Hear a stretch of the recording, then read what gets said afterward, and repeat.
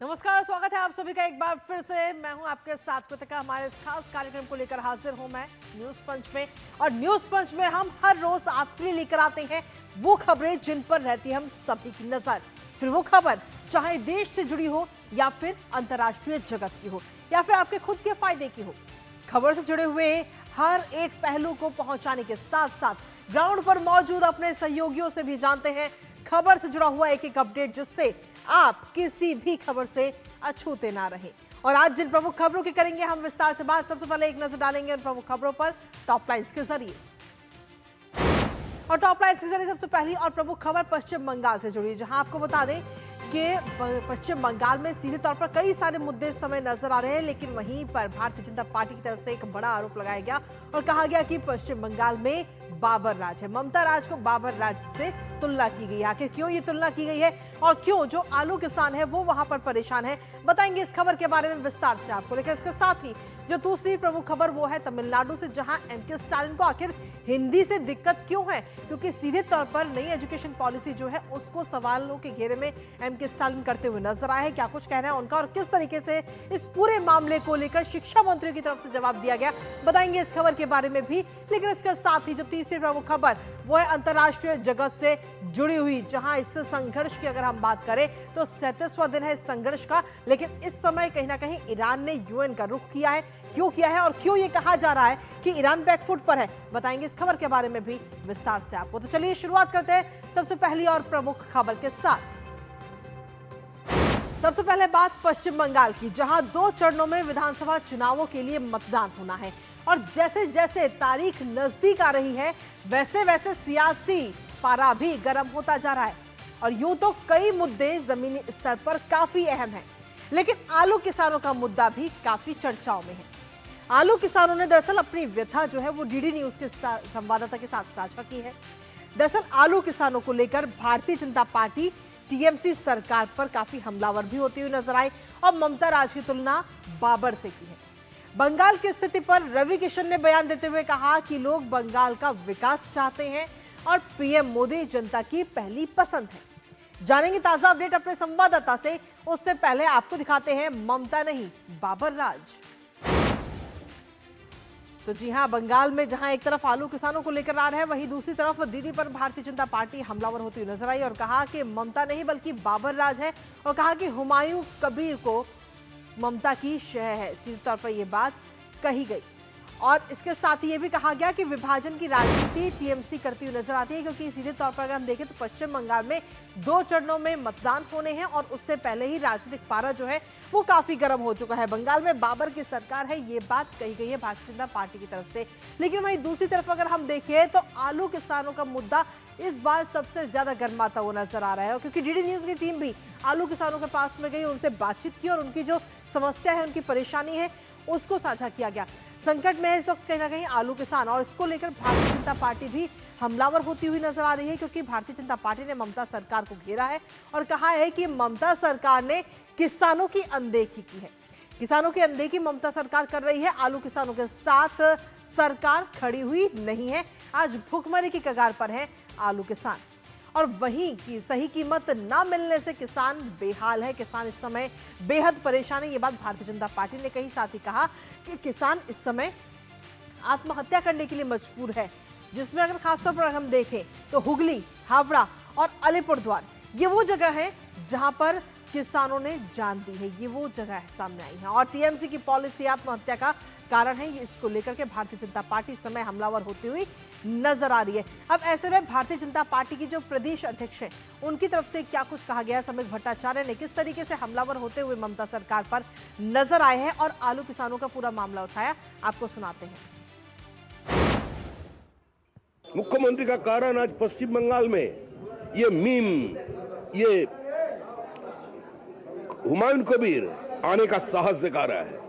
मुख्यमंत्री का विभाजन की राजनीति का कारण ये बाबरी मस्जिद बन रहे हैं। आज बाबर की सरकार चल रही है यहाँ। आज आलू का किसान आत्महत्या कर रहे हैं, हुगली में किया, हावड़ा में किया, 2 दिन पहले अलीपुरद्वार में 2 किसान आत्महत्या किया, कल माथाभांगा में एक आत्महत्या किया।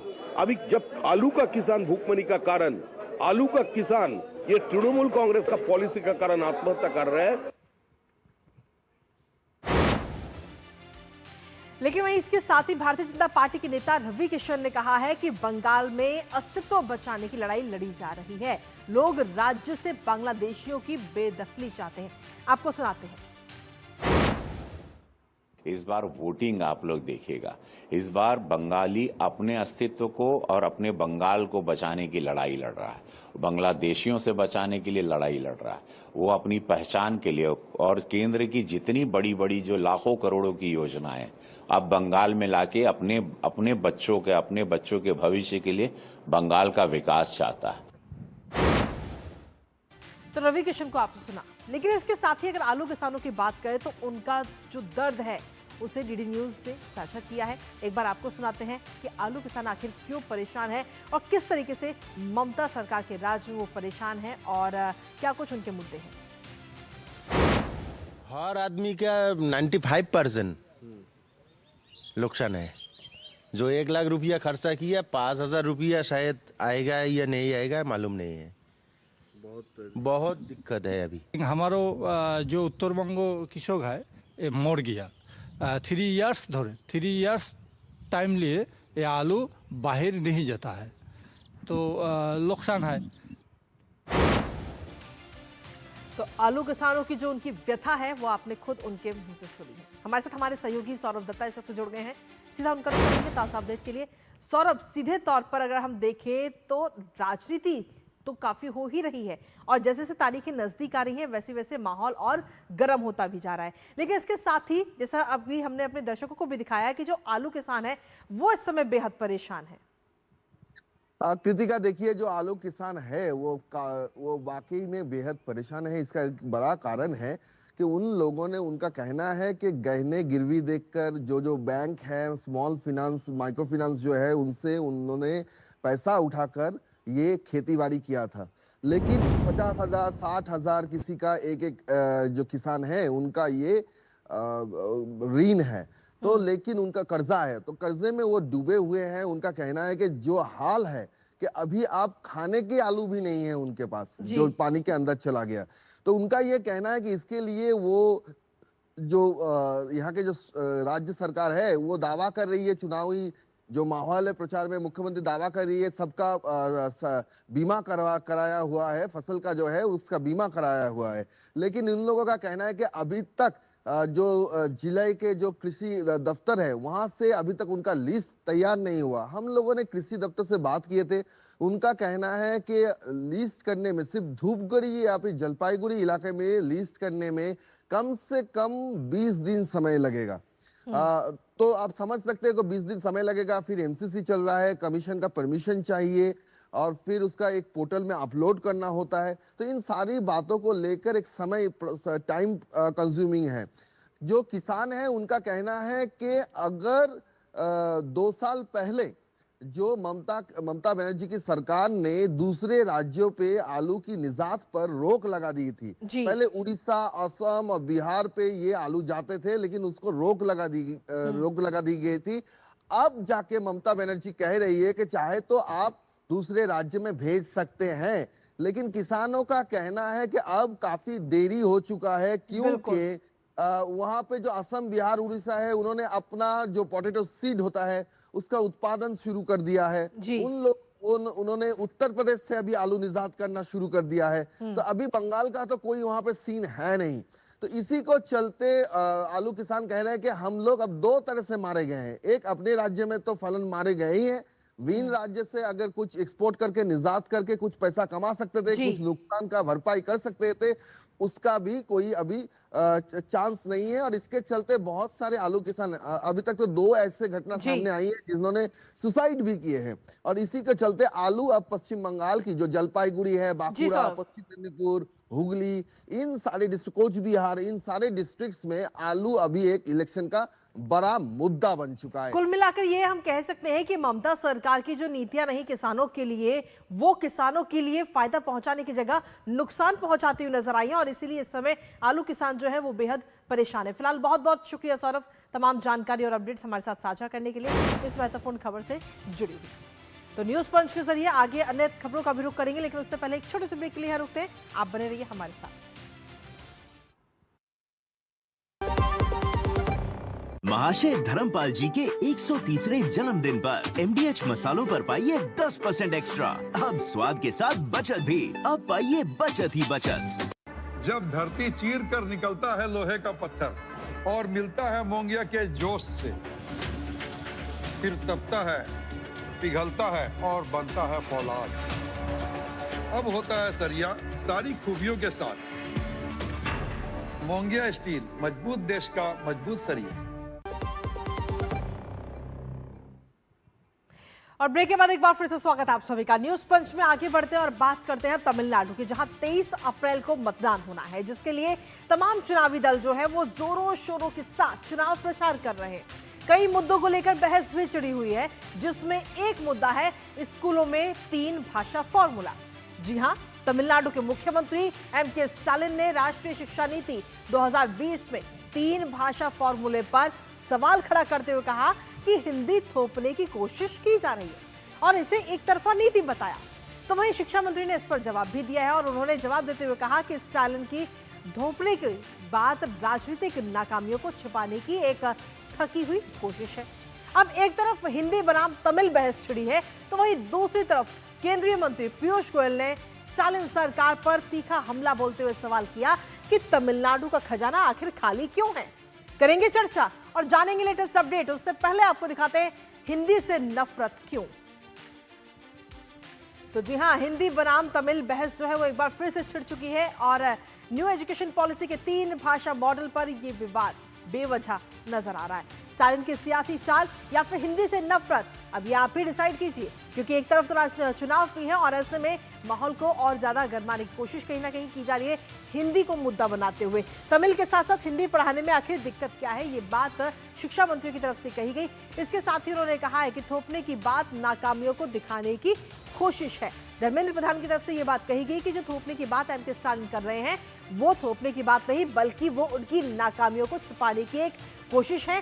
कई भाषाएं बोलने को आखिर खतरा बताना गलत है, कई भाषाएं बोलना गलत क्यों है। और ऐसे में इसके साथ इन्होंने ये भी कहा कि आप तमिल छात्रों का विकास नहीं चाहते हैं, शैक्षिक समानता के बजाय सियासी बातों पर वो फोकस कर रहे हैं। तो इस तरीके से हमलावर होते हुए कहीं ना कहीं शिक्षा मंत्री धर्मेंद्र प्रधान नजर आए। उन्होंने कहा कि आपकी बेईमान सियासत के कारण विकास जो है वो रुका हुआ है, थमा हुआ है। तो जहां एक तरफ न्यू एजुकेशन पॉलिसी में जो 3 लैंग्वेजेस की बात है उसको लेकर कहीं ना कहीं ये विवाद पूरा छिड़ा हुआ है और एक दूसरे पर वार पलटवार का दौर जारी है, लेकिन वहीं इसके साथ ही तमिलनाडु का खजाना आखिर खाली क्यों है, ये सवाल किया गया है केंद्रीय मंत्री पीयूष गोयल की तरफ से।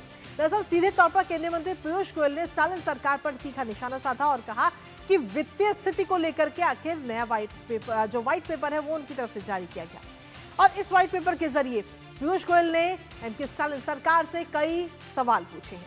तमिलनाडु को केंद्र से 80,000 करोड़ रुपए मिले, लेकिन उसके बावजूद भी राज्य का खजाना आखिर खाली क्यों है, ये सवाल उनकी तरफ से उठाया गया।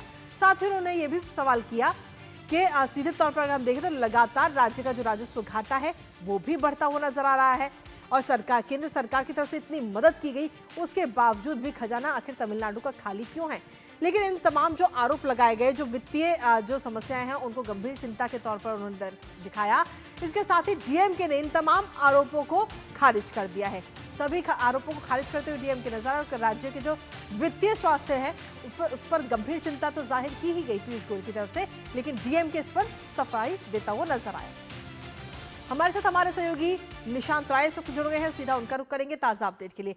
निशांत, सबसे पहले बात करते हैं न्यू एजुकेशन पॉलिसी को लेकर, जहां 3 भाषाओं को लेकर कहीं ना कहीं इस समय स्टालिन जो है वो कई तरीके की अफवाह फैलाने की कोशिश कर रहे हैं। देखिए, बिल्कुल 3 भाषा की जो पॉलिसी है NEP में, केंद्र सरकार ने कहीं भी इसको जबरदस्ती कराने का प्रयास नहीं किया है। एक वैकल्पिक तौर पर 3 भाषा की बात कही जा रही है और केंद्रीय शिक्षा मंत्री ने इस बात को स्पष्ट किया है। वहीं स्टालिन तमिलनाडु में इसको मुद्दा बनाते हुए नजर आ रहे हैं। 1965 से लेकर अब तक एक अगर बात करें DMK के लिए बड़ा मुद्दा रहा है, भाषाई मुद्दा, और स्टालिन फिर एक बार उसी पिच पर जो है वो बैटिंग करने की तैयारी कर रहे हैं। हालांकि केंद्र सरकार ने स्पष्ट कर दिया गया है कि ये जबरन नहीं है, थोपी नहीं जा रही है, ये वैकल्पिक है। अगर कोई छात्र पढ़ना चाहे तो उसको पढ़ने का मौका मिलना चाहिए। और दक्षिण भारत में केवल तमिलनाडु ही नहीं बल्कि आंध्र प्रदेश, तेलंगाना और कर्नाटक में ऑलरेडी त्रिभाषीय शिक्षा नीति जो न्यू एजुकेशन पॉलिसी है इसके हिसाब से जो शिक्षा है वो चल रही है और त्रिभाषीय शिक्षा नीति पर काम हो रहा है। ऐसे में केवल तमिलनाडु का ऐतराज होना ये दिखलाता है कि कहीं ना कहीं स्टालिन इस तरीके की राजनीति को बढ़ावा दे रहे हैं जो कि बेहद नुकसान करने वाला है राष्ट्रीय स्तर पर। और एक भारत श्रेष्ठ भारत की जो कल्पना की जाती है वो कहीं ना कहीं इनकी सियासत में जो है वो नजर आ रही है। हालांकि केंद्रीय शिक्षा मंत्रालय का कहना है कि इस तरीके की शिक्षा से छात्र जो है वो बड़े स्तर पर तैयार होगा। हिंदी, अंग्रेजी और तमिल 3 लैंग्वेज अगर किसी छात्र को आएंगे तो उसके लिए जॉब क्रिएशन में आसानी होगी। और इस तरीके की स्थितियों को सोचते हुए इस नीति को तमिलनाडु में कहीं ना कहीं बढ़ावा दिया जा रहा है। कुल मिलाकर कहा जा सकता है कि ये शिक्षा नीति जो है साफ तौर पर जो है केंद्र सरकार की ओर से छात्रों का हित सोचा जा रहा है, तो दूसरी तरफ से स्टालिन सरकार केवल अपना राजनीतिक हित सोचते हुए नजर आ रही है। लेकिन इसके साथ ही निशांत अगर हम देखें तो जहां एक तरफ वो हिंदी को मुद्दा बनाने की कोशिश कर रहे हैं एमके स्टालिन, वहीं दूसरी तरफ वो भी चौतरफा घिरे हुए हैं। राज्य में जो वित्तीय घाटा हो रहा है, केंद्र सरकार की तरफ से तमाम मदद भी की गई, 80,000 करोड़ रुपए से ज्यादा पैसा दिया गया, उसके बावजूद भी जो राज्य के कोष है वो घाटे में ही है। देखिए बिल्कुल कल केंद्रीय मंत्री पीयूष गोयल ने यहाँ पर एक श्वेत पत्र जारी किया चेन्नई में, जिसमें उन्होंने बताया कि केंद्र सरकार की ओर से 80,000 करोड़ का जो जीएसटी मुआवजा दिया गया उसके बावजूद राज्य सरकार जो है लगातार घाटे में जा रही है। एक तरफ $1 ट्रिलियन इकोनॉमी का ख्वाब देख रहे हैं स्टालिन और यहाँ की जनता को दिखा रहे हैं, दूसरी तरफ तमिलनाडु का राजकोष जो है वो लगातार घाटे में जा रहा है। सबसे बड़ी बात है कि कर्ज लगातार तमिलनाडु पे बढ़ता चला जा रहा है और भारत में सबसे तेज विकसित होने वाला राज्य इस तरीके की स्थिति में है। दूसरी एक बड़ी बात है कि फ्री बीज की पॉलिटिक्स भी यहाँ देखने को मिली है। 8,000 रुपए की अगर बात करें तो सत्तारूढ़ डीएमके ने कूपन जारी करने की बात कही है अगर सत्ता में आती। और ऐसे में जब ऑलरेडी सरकार घाटे में जा रही है तो देखने वाली बात यह होगी कि इन वादों को अगर डीएमके सत्ता में आती है उसको कैसे पूरा करती है। लेकिन स्टालिन फैमिली को लेकर पीयूष गोयल ने स्पष्ट कहा है कि उन्होंने तमिलनाडु को अपना पर्सनल एटीएम माना हुआ है और यहाँ पर लगातार जो भ्रष्टाचार हो रहे हैं, वित्तीय अनियमितताएं हो रही हैं, ये तमिलनाडु के राजस्व को बड़ा नुकसान पहुंचा रही है। चलिए बहुत बहुत शुक्रिया तमाम जानकारी और अपडेट्स हमारे साथ साझा करने के लिए निशांत, इस महत्वपूर्ण खबर से जुड़ी हुई। और इसी के साथ चलिए अब रुक कर लेते हैं हमारी अगली महत्वपूर्ण खबर जहां, और ये अगली महत्वपूर्ण खबर अंतर्राष्ट्रीय जगह से जुड़ी है। पश्चिम एशिया में संघर्ष का आज 37वां दिन है और ऐसे में ये संघर्ष फिलहाल तो खत्म होता नजर नहीं आ रहा। एक के बाद एक अल्टीमेटम अमेरिकी राष्ट्रपति डोनाल्ड ट्रंप दे रहे हैं, पर उसका कोई भी असर ईरान पर नहीं पड़ रहा। और जब से ये संघर्ष शुरू हुआ है तभी से इसका असर दुनिया के अन्य देशों पर भी पड़ता हुआ नजर आ रहा है, फिर चाहे वो बात महंगाई की हो या फिर जो जहाज वहां से गुजर रहे हैं उन जहाजों की हो। तो ऐसे में सवाल यही है कि हॉर्मुज स्ट्रेट को लेकर जिस तरीके से अल्टीमेटम अमेरिकी राष्ट्रपति डोनाल्ड ट्रंप दे रहे हैं उसका जवाब तो ईरान ने दे दिया। ईरान कह रहा है कि बिल्कुल इसका कोई असर नहीं होगा और हम अभी फिलहाल ये जो लड़ाई चल रही है, जो संघर्ष है, वो अभी खत्म नहीं करेंगे। लेकिन इसके साथ ही अमेरिकी राष्ट्रपति लगातार ये अल्टीमेटम या यूं कहें कि चेतावनी देते हुए नजर आ रहे हैं। किस तरीके से दे रहे हैं चेतावनी, आपको दिखाते हैं।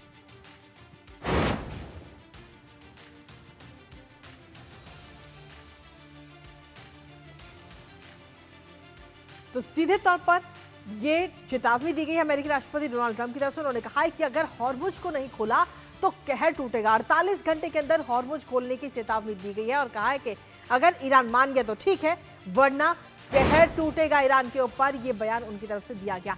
इसके साथ ही उन्होंने कहा है कि ऊर्जा ठिकानों को हम निशाना बनाएंगे। ऊर्जा ठिकानों को निशाना बनाने की बात अमेरिकी राष्ट्रपति की तरफ से कही गई। और ईरान को फिलहाल अभी 10 दिन का अल्टीमेटम इससे पहले भी दिया गया था और अभी 48 घंटे का अल्टीमेटम दिया गया है। फिलहाल अब आज ट्रंप की जो ये डेडलाइन है वो खत्म होने जा रही है। अब ऐसे में ईरान की तरफ से भी पलटवार इस पर आ चुका है और ईरान ने अपना जवाब भी दे दिया है इस पूरी चेतावनी को लेकर के। ईरान ने किस तरीके से पलटवार किया है वो आपको बताते हैं। ईरान की तरफ से सीधे तौर पर पलटवार किया गया और IRGC की अमेरिका को सीधे तौर पर सख्त चेतावनी दी गई और कहा ट्रंप का जो अल्टीमेटम है 48 घंटे वाला, उस अल्टीमेटम को सिरे से खारिज कर दिया है। और सीधे तौर पर यह भी कहा कि अगर तनाव बढ़ता है तो मुंहतोड़ जवाब भी मिलेगा। अमेरिका के लिए पूरे क्षेत्र को नरक बना देंगे। ये बात ईरान की तरफ से कही गई है 48 घंटे के इस अल्टीमेटम को लेकर के। हालांकि ये डेडलाइन जो है, जो समय सीमा है, वो आज समाप्त भी हो रही है। जहां एक तरफ एक दूसरे पर लगातार आरोप भी लगाए जा रहे हैं, वहीं इसके साथ ही ईरान ने यूएन का भी रुख किया है और यूएन को अलर्ट किया है। दरअसल सीधे तौर पर ईरान ने यूएन को अलर्ट किया और कहा, विदेश मंत्री ने संयुक्त राष्ट्र को यह पत्र लिखा है जिसमें यह कहा गया कि अमेरिका इजराइल पर गंभीर आरोप और साथ ही परमाणु संयंत्र को निशाना बनाया जा रहा है। यह बात सीधे तौर पर कही गई है ईरान की तरफ से इस पत्र में, और कहा है कि लगातार हमलों से परमाणु दुर्घटना का जो खतरा है वो बढ़ गया है और अगर ये दुर्घटना होती है तो मानव, पर्यावरण दोनों के लिए यह बेहद ही खतरनाक होगी। तो सीधे तौर पर यह कहा जा सकता है कि ईरान ने यूएन का सीधे तौर पर यूएन को अलर्ट किया है कि जिस तरीके से इजराइल और अमेरिका लगातार हमले कर रहे हैं, ऐसे में अगर पर्यावरण और मानव दोनों के लिए ये बेहद ही खतरनाक है। हमारे साथ हमारे सहयोगी अखिलेश सुमन इस वक्त जुड़ गए हैं, सीधा उनका रुख करेंगे ताजा अपडेट के लिए। अखिलेश, सबसे पहले आपसे जानना चाहेंगे कि जिस तरीके से लगातार एक के बाद एक चेतावनियां दी जा रही हैं, अल्टीमेटम दिया जा रहा है, पहले 10 दिन का अल्टीमेटम दिया गया था, उसके बाद में अब 48 घंटे का अल्टीमेटम और ये समय सीमा भी आज खत्म हो रही है। अखिलेश, देखिए, निश्चित तौर पे ये अल्टीमेटम का दौर अभी चल रहा है और ये अल्टीमेटम का दौर इसलिए चल रहा है कि जो ईरान और अमेरिका के बीच में कोई बातचीत नहीं हो पा रही है और ईरान और अमेरिका के बीच में जो भी 2 निगोशिएशन के प्रयास हुए, एक तो ओमान की मध्यस्थता में हुए, वो निगोशिएशन भी फेल कर गया क्योंकि उसी निगोशिएशन के बीच में ही अमेरिका ने हमला किया ईरान पे। दूसरा निगोशिएशन का प्रयास हुआ इस्लामाबाद से, जो पाकिस्तान की राजधानी इस्लामाबाद में उनके विदेश मंत्री के साथ सऊदी अरब के विदेश मंत्री, इजिप्ट के विदेश मंत्री और तुर्की के विदेश मंत्री आए और उन दोनों ने संवाद का आदान प्रदान किया जरूर, अमेरिका की तरफ से ईरान को दिया, ईरान की तरफ से अमेरिका को दिया, लेकिन निश्चित तौर पे उसमें भी कोई ऐसा पॉइंट, कन्वर्जिंग पॉइंट नहीं बन पाया, कोई ऐसी एक बिंदु पे कोई नहीं पहुंच पाया कि हाँ इसके बाद अब मानने के लिए तैयार है या और कोई बड़े निगोशिएशन में जा सकते हैं। तो दोनों अपनी अपनी जगह पे अडिग हैं, किसी भी तरीके से झुकने की संकेत नहीं है। और इस बीच में चूंकि ईरान ने स्टेट ऑफ हॉर्मुज को बंद कर दिया है और प्रैक्टिकली अमेरिका और इजराइल के लिए तो वो पूरी तरह बंद है। हाँ, इसके अलावा वो अन्य देशों को वो जरूर आने की इजाजत दे रहे हैं, जाने की इजाजत दे रहे हैं, निकलने की इजाजत दे रहे हैं, जहाँ जो वहाँ की जो जहाज फंसे हुए हैं उसमें भारत भी एक है। कई यूरोपीय देशों के जहाज भी वहां से निकल रहे हैं,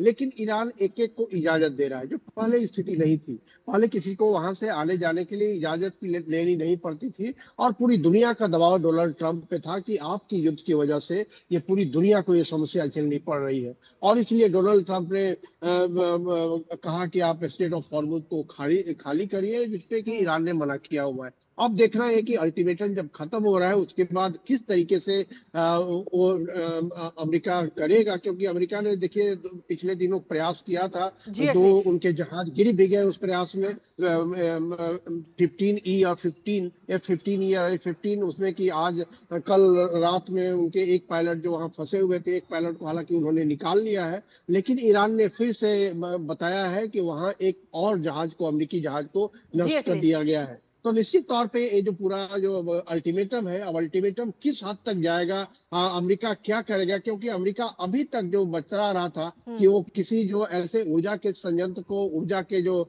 तेल या गैस के भंडार पर हमले नहीं करेगा, लेकिन अब इस अल्टीमेटम खत्म होने के बाद क्या वो तेल और गैस के भंडार पर भी हमले करेगा, यह देखने वाली बात होगी। क्योंकि एक दिन पहले देखा था हमने कि पेट्रोकेमिकल्स के हब को अमेरिकी और इजरायली फोर्सेज ने निशाना बनाया था। बिल्कुल अखिलेश, लेकिन इन सब के बीच में अगर हम देखें तो अमेरिकी राष्ट्रपति डोनाल्ड ट्रंप सीधे तौर पर कह रहे हैं कि या तो ईरान बात मान ले, नहीं तो हम ऊर्जा संयंत्रों पर हमला करेंगे। वहीं दूसरी तरफ ईरान ने यूएन का रुख किया है और कहा है कि अगर ये हमले हुए और इस तरह से हमले हुए तो सीधे तौर पर पर्यावरण और मानव दोनों को काफी नुकसान पहुंच सकता है। निश्चित तौर पे ईरान ने हमला यूएन की तरफ रुख किया है और यूएन एक सही फोरम है निश्चित तौर पे, लेकिन यूएन कितना प्रभाव डाल पाएगा अमेरिका और इजराइल की रणनीति पर, यह थोड़ा सा संदेह है। क्योंकि यूएन इस बीच में कहीं है ही नहीं, यूएन ने अपनी कोई भूमिका नहीं निभाई और यूएन की भूमिका कोई मानने वाला है या नहीं है, इस बात में भी संदेह है। इस तरह की स्थितियों में खास तौर पे जब 2 देश युद्ध पे है और ऐसी स्थिति में देखिए एक निश्चित तौर पे एक बड़ा सवाल खड़ा हुआ है, लेकिन जो सबसे खतरनाक बात यह है कि जो कल न्यूक्लियर उनका जो पावर प्लांट है उसके पावर प्लांट के बाहरी हिस्से पे अमेरिका का अटैक हुआ है, और इसकी वजह से वो गए हैं यूएन में और उन्होंने कहा कि अगर अटैक इस पर और होता है या कहीं अगर जो रेडियो एक्टिव लीक होता है वहां, तो वहां एक बहुत बड़ी मानवीय क्षति होगी। और एक बार जब रेडियो एक्टिव लीक होता है तो वो कहाँ तक फैलेगा कोई नहीं जानता। तो निश्चित तौर पे यह एक खतरनाक बात है। लेकिन इस बीच में ईरान ने भी धमकी दी है कि अगर कुछ और ज्यादा अल्टीमेटम जिस तरीके से डोनाल्ड ट्रंप दे रहे हैं तो वो मध्य एशिया में जो और दो देश है पश्चिमी एशिया के, उन देशों पे हमले और बढ़ाएगा। मतलब उनका जो वाटर प्लांट है, उनका जो पावर प्लांट है, उनकी जो तेल के संयंत्र हैं या उनके जो भंडार है उस पर भी हमले करेंगे। तो एक बड़े युद्ध की शक्ल में और खास करके ये संसाधनों को खत्म करने की शक्ल में ये बदलती जा रही है। जी बहुत बहुत शुक्रिया अखिलेश, तमाम जानकारी और अपडेट्स हमारे साथ साझा करने के लिए। इस महत्वपूर्ण खबर तो सीधे तौर पर इस संघर्ष का 37वां दिन, लेकिन हमले अभी भी लगातार जारी है और इस संघर्ष से जुड़ी हुई एक एक अपडेट हम लगातार आप तक पहुंचाते रहेंगे। लेकिन इसी के साथ फिलहाल न्यूज पंच है, मुझे और हमारी टीम को दीजिए अनुमति। दोपहर 2 बजे फिर होगी मुलाकात, तब तक के लिए नमस्कार।